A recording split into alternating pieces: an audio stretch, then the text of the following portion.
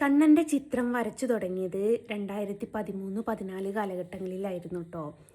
അപ്പം വരച്ചു തുടങ്ങാനുള്ള കാരണം എന്താ വെച്ചാൽ, ഞാൻ പറഞ്ഞല്ലോ ഒരു കാലത്ത് കണ്ണാ എന്ന് എന്നെ വിളിക്കുന്നത് എനിക്ക് വളരെ വിഷമം തന്നതായിരുന്നെങ്കിൽ മറ്റു കുറച്ച് കാലം ഇങ്ങോട്ട് കഴിഞ്ഞപ്പം വളരെ ഇഷ്ടം തോന്നി, വളരെ സ്നേഹം തോന്നിയ ഒരാളായിരുന്നു ഈ കണ്ണന്. അപ്പോൾ ഈ കണ്ണൻ്റെ ഫോട്ടോ എവിടെ എന്താ പറയുക, കണ്ടാലും ഞാൻ നോക്കി അവിടെ നിന്ന് പോകാറുണ്ട്.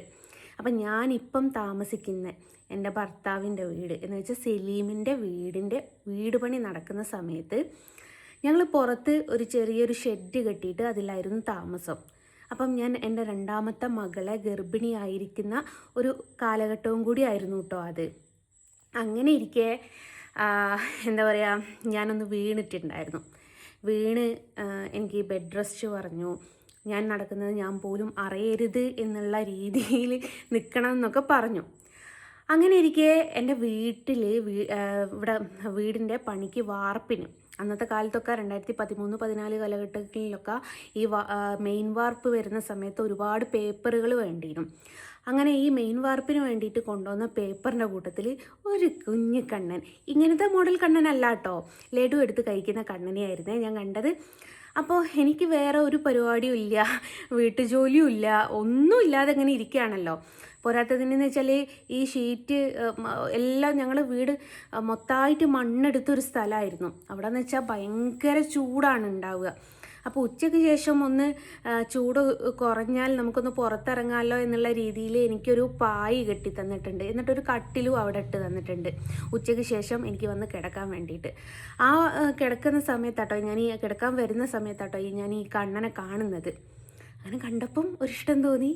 അങ്ങനെ വരച്ച് നോക്കി. ഒറ്റ നോട്ടത്തിൽ കാണുക വെച്ചാൽ കണ്ണൻ അടിപൊളിയാട്ടോ. പക്ഷെ ഓരോരോ പാർട്സ് എടുത്ത് നോക്കുമ്പോൾ എന്തെങ്കിലുമൊക്കെ മിസ്റ്റേക്ക് ഉണ്ട്. അതിപ്പോഴും ഉണ്ട് കേട്ടോ. പെർഫെക്റ്റ് ആയിട്ടുള്ള ഫോട്ടോ ആണെന്നൊന്നും ഞാൻ ഒരിക്കലും പറയില്ല ഞാൻ വരയ്ക്കുന്നത്. അങ്ങനെ ഇരിക്കെ അത് എൻ്റെ ഒരു സുഹൃത്തിന് ഗിഫ്റ്റായിട്ട് കൊടുത്തു.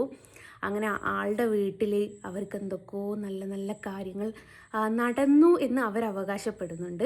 അപ്പോൾ ആ ആൾ മറ്റൊരാളോട് പാസ് ചെയ്ത്, അങ്ങനെ അടുത്ത ആളോട് പാസ് ചെയ്ത് ഇങ്ങനെ ഓരോരുത്തരെന്നെ വിളിക്കാൻ തുടങ്ങി. അപ്പം ഞാൻ ഇത്രമാത്രമേ ചിന്തിച്ചിട്ടുള്ളൂ. എനിക്ക് ഒരു ജോലിയും ഇല്ലാതെ, വീട്ടുജോലി പോലും എടുക്കാൻ പറ്റാതെ ഇരിക്കുന്ന സാഹചര്യത്തിൽ എനിക്കൊരു സമയം പോക്കാണല്ലോ എന്ന് കരുതിയിട്ടാണ് ആദ്യം ഈ വര ഞാൻ മുന്നോട്ട് കൊണ്ടുപോയിരുന്നത്. പിന്നെ ആൾക്കാരുടെ എണ്ണം കൂടി തുടങ്ങി. എന്നപ്പോൾ ഭർത്താവ് എന്നോട് പറഞ്ഞു, എന്നെ കൊണ്ട് പറ്റൂല ഇനി ഇതിനുള്ള സാധനങ്ങൾ മേടിച്ച് തരാൻ, ഇതിന് നീ ഒരു പൈസ മേടിച്ചേ പറ്റുള്ളൂ എന്ന് പറഞ്ഞു.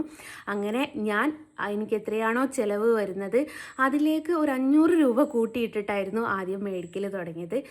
പിന്നെ ആൾക്കാരുടെ എണ്ണം ഇങ്ങനെ കൂടി വന്നു. ആദ്യം കോഴിക്കോട് ജില്ലയായിരുന്നു, അത് പിന്നെ 14 ജില്ലകളുമായി, അത് കഴിഞ്ഞ് കേരളത്തിന് പുറത്തേക്കായി, പുറം രാജ്യങ്ങളിലേക്കായി, അങ്ങനെ എല്ലായിടത്തും ഇപ്പോൾ കണ്ണൻ എത്തിപ്പെടുന്നുണ്ട്. ഒരു കുടുംബത്തിൽ മേടിക്കുക വെച്ചാൽ ആ കുടുംബത്തിലുള്ള മറ്റുള്ള ആൾക്കാരും ഇങ്ങനെ കണ്ണനെ ഏൽപ്പിച്ച് അവരൊക്കെ മേടിച്ചിട്ടുണ്ട്. എൻ്റെ ഒരു അറിവ് വെച്ചിട്ട് ഞാൻ വരച്ചു കൊടുത്തതിൽ 99.9% ആൾക്കാരുടെയും ആഗ്രഹങ്ങൾ സാധിക്കപ്പെട്ടു എന്ന് അവരെന്നോട് പറഞ്ഞിട്ടുണ്ട് കേട്ടോ. ഇനി എങ്ങനെയാണെന്നുള്ള എനിക്കറിയില്ല. എൻ്റെ അനുഭവത്തിൽ എനിക്ക് എൻ്റെ ആഗ്രഹങ്ങളൊക്കെ സാധിച്ചിട്ടുണ്ട്. പിന്നെ ഒക്കെ ഭഗവാന്റെ കയ്യിലാണ്.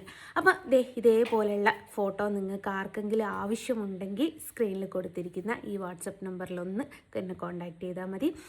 അപ്പോൾ ഹരേ കൃഷ്ണ, സർവം കൃഷ്ണാർപ്പണമസ്തു.